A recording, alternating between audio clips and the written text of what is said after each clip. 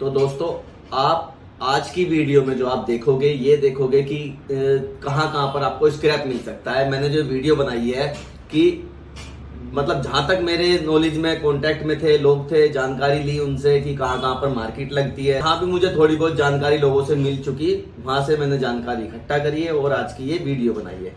तो आज की इस वीडियो में जो है मैंने लोकेशन डाली है, जगह के नाम डाले हैं। आप वहां जाकर के स्क्रैप के बारे में जानकारी ले सकते हैं कि भाई महाराष्ट्र में कहाँ पर मिल रहा है या एमपी में कहाँ पर मिल रहा है। इन सब चीजों की मैंने आज की वीडियो में जानकारी दी है। तो वीडियो पूरा देखिए और चैनल सब्सक्राइब और लाइक जरूर करना है।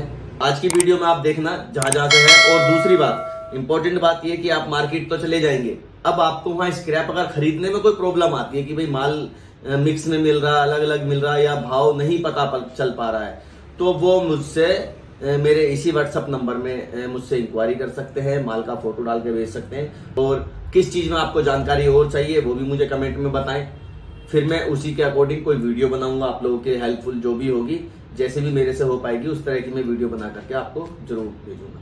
तो ये आज का वीडियो जरूर देखें, पूरा वॉच करें।